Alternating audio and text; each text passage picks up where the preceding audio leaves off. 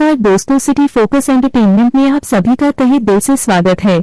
यहाँ आपको मिलेगी मनोरंजन की दुनिया की ताज़ा खबरें, फिल्मी गपशप, स्टार इंटरव्यूज और बहुत कुछ। तो जुड़े रहिए हमारे साथ और बने रहिए मनोरंजन की दुनिया के फोकस में।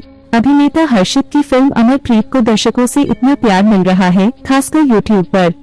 फिल्मों के गानों की लोकप्रियता। एक तुहरा मुन्ना से नैना दो चार हो गए, कुछ पता न चलल प्यार हो गए। यह गाना रोमांटिक भावनाओं को खूबसूरती से व्यक्त करता है और इसके बोल सीधे दिल को। दो तिरछी नजर का जादू घायल करेगा हम की ये गीत अपने चुलबुलेपन और मधुर धुन के कारण श्रोताओं को खूब भा रहा है।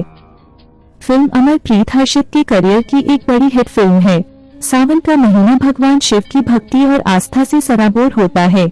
इस पवित्र महीने में हर गली, हर नुक्कड़ और हर शिव मंदिर से भोलेनाथ के भजन और गीतों की गूंज सुनाई देती है। इस बार भी भोजपुरी इंडस्ट्री के सुपरस्टार्स खेसारी लाल यादव, पवन सिंह और मनोज तिवारी ने सावन स्पेशल शिव भक्ति गीतों के जरिए माहौल भक्ति में बना दिया है।